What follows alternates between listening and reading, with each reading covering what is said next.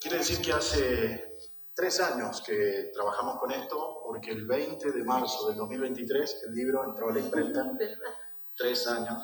En el camino, bueno, fue cambiando un poco el proyecto y fui encontrando un equipo de profesionales que me ayudaron.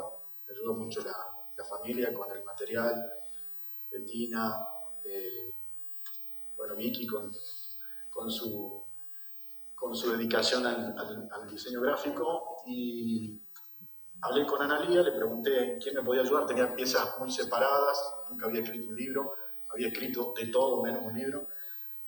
Me dijo, fíjate, la diseñadora, la encontré y doy gracias a Dios de haberla encontrado a Laura Tálamo, que inventó esto de la mariposa tan simple y tan creativa a la vez.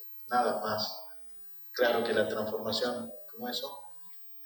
Y después le dije, cuando ya estábamos un poco mejor, le dije, necesito una editora. Y me dijo, Analia, para. Así que te busqué, y en el camino lo hablé a Fer y a Pablo, que están acá también, chicos que trabajaron conmigo, y bueno, simplemente quiero que sepan, y con esto termino, que el libro además tiene un soporte digital que mereció que otro equipo lo trabaje. Es un libro moderno, tiene un código QR cada vez que termina un capítulo que te lleva a una página web. Logramos ayer terminar la página con Carlos Luca y el equipo de Fundara, a quien también agradezco. Y ahí también hay una entrevista que le hice a Juan Carlos en medio de la pandemia. Cuando yo tenía más o menos armado el esquema, hicimos una entrevista. Esa entrevista, muchos de los textuales están en el libro y otros lo van a poder ver en la página web. Ahora, una tarea titánica, porque 3 gestiones con tantos protagonistas y tantas aristas era una tarea de alto riesgo. Hay cosas que pueden quedar afuera, cosas que pueden ser vistas de una manera o de otra. ¿Por qué o para qué avanzar en este proyecto? Cuando lo vi terminado, sí, me acordé que hay varias cosas que quedaron afuera, pero creo que se fue dando el camino para poder recordar todo lo que se hizo, y hay 3 componentes importantes que yo rescato. Uno es la vivencia. Yo fui donde él iba, salvo quizá para descansar, yo iba donde él estaba. La experiencia me permitió tener esa vivencia. El equipo, que es lo que comenté recién, y después está la obra en sí, que es elocuente y que todos ven más allá de cualquier diferencia. Estamos acá en un lugar que fue construido en ese momento, y así vinimos por la Paraguay, que fue construida en ese momento, y hay gente que acaba de bajar del aeropuerto que lo construyó en ese momento, y algunos vinieron por la autopista que se construyó en ese momento, y está Sergio Chiván, presidente de la línea usando el Marterena, que se construyó en ese momento. Entonces, bueno, fue cuestión de ensamblar. Ahora, Juan Carlos, Fernando dice que había una cuestión particular que usted pidió en el inicio del proyecto, que es diferenciar el modelo. ¿Por qué el modelo era tan importante? ¿Cómo? Porque yo a veces tengo esa costumbre de los periodistas contestar antes que termine la pregunta. Está perfecto. Ansiedad, ¿no? Hay varios ahí que lo saben. Gracias a todos los periodistas. No es, claro, la idea que no es que sea un catálogo de obras, porque obras no se hacen las obras solamente por hacerlas. Tiene que haber una visión. Y yo machaco eso porque los países que tuvieron éxito en el mundo son aquellos que, basándose en la historia, en la geografía, pudieron tener una visión. Y eso no es invento mío, ya lo hicieron los asiáticos, lo hizo mucha gente que le fue bien en los últimos 30, 40, 50 años, países destruidos por la guerra en Asia, hoy son potencias, porque miraron para atrás, dijeron, no estamos parados, ¿qué tenemos? ¿Qué potencial hay aquí a la vuelta? Uno del recurso humano, otro de la geografía. Y entonces, de ahí surgió esta idea de, quizá la venimos pensando antes del 95, en Buenos Aires, con asesores y colaboradores, decir, bueno, sobre qué eje potencial vamos a trabajar en Salta? Y entonces ahí está la visión, qué Salta vislumbramos para adelante. Y ahí detectamos que obviamente Salta tiene rubros que hoy siguen todavía trabajándose, como el turismo, que es importante. En ese momento el gas y el petróleo era mucho más importante que ahora, eso decayó. La minería, que era menor, hoy es más potente, pero es un área de recursos naturales. Ganadería y agricultura es otro sector de gran potencial. la visión era alentar a esos sectores, aunque hoy estén algunos más decaídos que otros, pero decir, bueno, ¿cuáles son?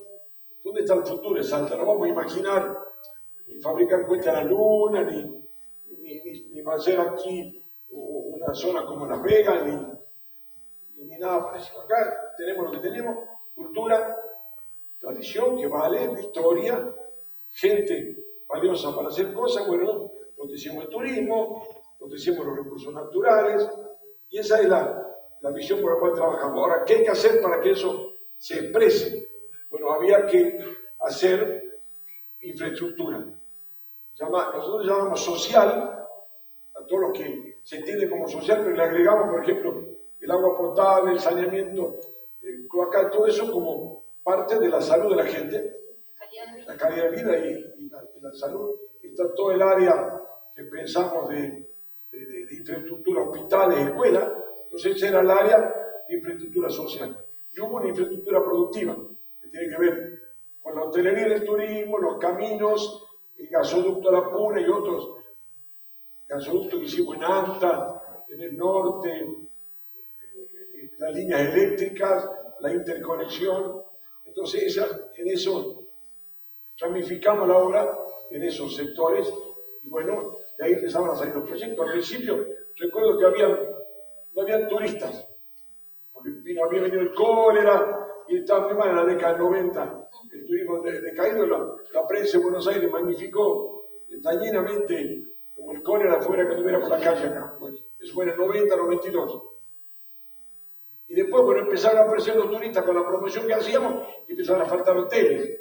Después empezamos a ayudar a que haya creación de hoteles. Y después está el aspecto también que es parte de mostrar lo que es el salteño y todo lo que hicimos en la cultura. Ya vamos a llegar por ahí al capítulo ese para explicar todo lo que hicimos. Me quiero ir al principio, a cuando usted asumió, porque llegó con un paquete de leyes, decisiones tomadas Sí. a la legislatura. Esto fue durísimo también. Yo expliqué, claro, recién. Pero digo, no volvió a pasar nunca más esto de ejercer el liderazgo del minuto 1 de la gestión, ¿no? Bueno, lo que pasa es que era una situación muy especial la que tenía Salta. En el 95 estábamos, yo decía que se chocaban las manifestaciones en la calle porque no se pagaban las jubilaciones por 4 o 5 años, el reclamo de los jubilados, el reclamo de los docentes sin cobrar. O sea, la situación era muy crítica. Y entonces, bueno, el gobernador en ese momento yo voy a decir que en esa circunstancia Salta era inviable. Bueno, entonces era una situación que había que abordarla inmediatamente, con energía, fue duro, fue fuerte el cambio que hubo que hacer. Bueno, los salteños yo agradezco que al principio, claro, la gente duda, pero después ya la gente ve los resultados. Y empezó la gente a ver que se cobraban los sueldos al día, que parece hoy la normalidad, felizmente eso funciona desde entonces hasta ahora, pero la verdad es que la gente, eso en su momento fue un impacto positivo enorme, porque la gente estaba sin cobrar, era una locura lo que pasaba. Entonces fue un shock, que se hizo con más de 20 proyectos de ley que se lanzaron. Recuerdo que, bueno, entre los factores que usamos mucho utilizamos el recurso humano, eran los jóvenes. Convocamos jóvenes, que la ventaja de los jóvenes era la audacia para hacer los cambios. La desfachatez. Porque no, la audacia. A veces había encontrado dirigentes viejos y decían, no, eso ya lo probamos, claro, eso no se puede hacer, no, esto ya lo intentamos y no anduvo. Claro, cuando interveníamos en un banco o enviamos a un organismo gente joven, tenía que cumplir una misión y la hacía sin andar preguntando qué cosa se podía o no se podía históricamente hacer. Eso fue importante. Y la gente comenzó a ver los resultados, porque hubieron cambios muy importantes que la gente lo vio y puso en marcha. A mí me resultó después que se ordenó, me resultaba fácil la toma de decisiones, porque Salta recuperó algo que no tenía, la capacidad económica financiera, que no la tuvo ningún gobernador del 83 en adelante. Pasaron 3 gobiernos, 12 años de 3 gobiernos, y le costaba enormemente hacer obras, le costaba enormemente poder encarar proyectos o ser sujeto de crédito a la provincia, porque estaba la crisis económica del final del gobierno de Alfonsín, el periodo de Alfonsín, el periodo al principio de Menem que tuvo tarifa de inflación. O sea, eran circunstancias difíciles. Claro, y me acuerdo incluso que ya teníamos calificaciones de Standard & Poor's, que aparecía ya la provincia con la letra A, está Fernando Sarabia ahí, que me acuerdo que era clave en la gestión, decir, mira, pasamos de ser inviable a tener posibilidad de tomar crédito. A los fines del 90 ya Salta tenía una calificación, teníamos recursos presupuestarios para pagar a día y para hacer obras. Como dicen por ahí el cartel, teníamos más del 20% durante 12 años para hacer obras. Y entonces no costaba mucho. Ahora, yo lo veo al gobierno y tanto Gustavo como Bettina remar para conseguir recursos, lo difícil que es. Y en esa época, una vez se ordenó la provincia, en la década del 90 nos olvidamos que había bastante estabilidad económica. Era pedir una obra porque hacía falta y poderla hacer. En eso yo valoro la circunstancia en la cual trabaja hoy día el gobierno provincial, Gustavo, su equipo y el mismo equipo municipal con Bettina, de las distintas circunstancias. Uno actúa de acuerdo a cada circunstancia. Hoy les toca esta difícil, en esa época arrancamos difícil y después pudimos hacer andar el aparato estatal y la provincia, manejar directamente líneas de crédito internacionales y financiamiento que a veces ya al final de la década del 90, con el gobierno de la Rúa, ya ni siquiera la nación tenía esa posibilidad, pero Salta la tenía. Así que esa fue una circunstancia bien aprovechada, diría yo, del entorno económico financiero del país. En un ratito nos metemos en esa parte donde estaba de la Rúa y aparece el Frente Federal de Gobernadores, que también se ocupó Juan Carlos Romero de liderar junto a otros gobernadores del interior. Pero me voy con Phil, que tiene una memoria increíble, que fue clave justamente para poder articular toda esta información que estaba suelta. Dame números para que repasemos lo más importante de la gestión. Escuelas, viviendas... Sí, en la pantalla y obviamente la... Hay uno que lo podemos ligar, para no olvidarme, ligar a lo que decía el senador recién, que tiene que ver con que el 50% del presupuesto, y no más que eso, era destinado al pago de salarios. Eso también permitió... Eso fue una de las leyes de disciplina fiscal que se mandó, claro. Se aprobó, porque también la actividad pudo prosperar porque hubo un acompañamiento legislativo. Eso está bueno agradecer también a los otros poderes. Y los números están en la pantalla. La contratapa del libro que van a ver ustedes es una síntesis estadística. Cuando dice una escuela cada 50 días, no es un eslogan, sino que construimos 88 escuelas con todos los días que duró la gestión, nos da 49 días de promedio, y el listado de las 88 escuelas está en el libro. La cobertura sanitaria, los 14 nuevos hospitales, los 49 puestos sanitarios, las 21.200 viviendas, 70% se hizo en el interior, el 30% en la capital, pero dejamos licitadas y en construcción más de 8.000, podríamos haber exagerado y hablar de 30.000, pero es así. Y hay muchos números. El libro tiene un componente estadístico que también es un logro del diseño, porque no era fácil. Para que sepan ustedes, el 70% del libro es imagen, el texto es un 30%, es un libro fácil de ver. Tiene un riesgo que nadie lea el 30% y me muero. Traten de hacerlo. Algunos después del 14 de mayo, pero háganlo. Porque ahí está, es más, con Analía usamos un recurso que muchas fotos no tienen epígrafe, justamente porque el epígrafe está contado en el texto. Y porque son contundentes también, ¿no? Algunas fotos sí. Ahora, algunas de esas decisiones que se tomaron fueron duras, algunas llevaron algunas contradicciones incluso con la oposición, con la sociedad que se manifestaba en algún caso. ¿Cómo se sostenían las decisiones? ¿Cómo luchaba el hombre, el líder, con las dudas? Porque me imagino que frente a algunas circunstancias uno dice, ¿y estaré siendo por el lugar adecuado? ¿Qué pasaba con el hombre detrás de esa gestión que transformó, que rompió estructuras? Mucho ayudó el equipo, la solidez, el seguimiento, la línea estratégica de asesoramiento funcionó muy bien. La legislatura, existió partidos, teníamos partido socialista fuerte, el partido de gobierno funcionó muy organizadamente el apoyo partidario. No, lamentablemente hoy se vive una dispersión de la fuerza política que se expresa en el frente, pero en esa época no era así tampoco. Estaba más claro. Estaba más claro. Algunas provincias todavía tienen claro los partidos, pero en el caso de Salta no. Y también sirve muchísimo eso. A mí no me cuesta decidir por sí o por no, o sea, no es que dude tanto, no soy de dudar, por ahí capaz que meto la pata, ¿no? Pero soy de decidir rápido, entonces tenemos rumbo, tenemos las leyes, tenemos el objetivo, tenemos la visión, las acciones, después de la visión vienen las acciones que hay que tomar, y después de controlar que las acciones se cumplan. O sea que, si yo lo miro, en ese momento sí era un estrés enorme, pero lo miro para atrás como diciendo, sí fue fácil eso. Me da la impresión, tengo la sensación que fue fácil. Seguramente en el momento lo veía con más tensión, porque bueno, había tensión y obviamente... Y me imagino los que están hoy en el gobierno escuchando esto. También tienen tensión. Nada fácil. Claro, era fácil, dice, ¿no? Ahora, No, capaz que dentro de 20 años les parece a ellos fácil todo. Claro, puede ser. una de las diferencias de los dos modelos es que la persistencia de un modelo conservador generó una resistencia a los cambios, que está claro. Entonces la ciudad judicial, ¿por qué tan lejos? O el estadio, ¿quién va a ir ahí? O la autopista que no iba a La ningún lado. circunvalación oeste era una Sí. ruta que no iba de ningún lado a ningún lado. Sí. Y con el tiempo... Claro, se lo contemos a hablar esos chicos. Sí, imagínense ustedes una ciudad sin ciudad judicial. O sea, se alquilaban 36 inmuebles en el centro de la ciudad, casas que tampoco tenían condiciones para ser juzgados.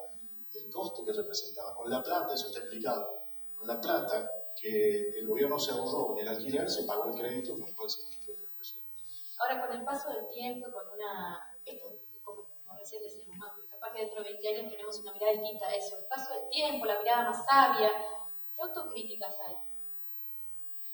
Bueno, yo siempre decía que para crítica alcanzaba para la oposición, así que no iba yo a agregarle más argumentación, pero como cosa que más que crítica fue una frustración no haber podido lograr el Seguro Provincial de Salud, que no es algo fácil, tanto así que todavía el país se viene de la época de Oñative discutiendo un seguro de salud, es complicado el tema, no pudimos concluir que esa es una frustración como algunas otras obras, bueno, que hoy felizmente creo que siguen, porque la autopista que tenía una pared ahí en el campo militar me costó, la ley me costó como más de un mandato de senador desde el 2007 y adelante para sacar esa ley nacional.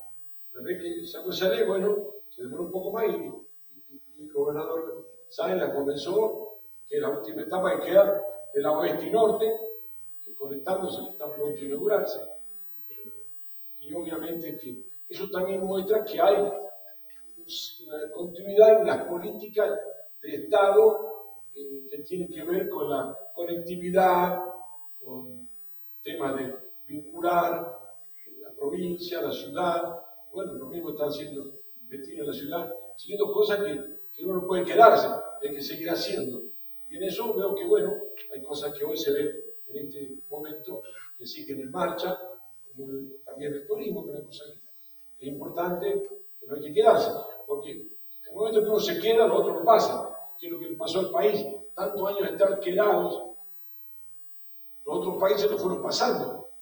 Y, digamos, bueno, ahora que a ellos les fue bien, pero a uno le duele la frustración de que nos vayamos quedando. Y como provincia tenemos que volver a estar al frente de liderazgo en la región, en obras, en servicios que benefician a la gente, en luchar para bajar la pobreza, que haya trabajo, que haya inversión.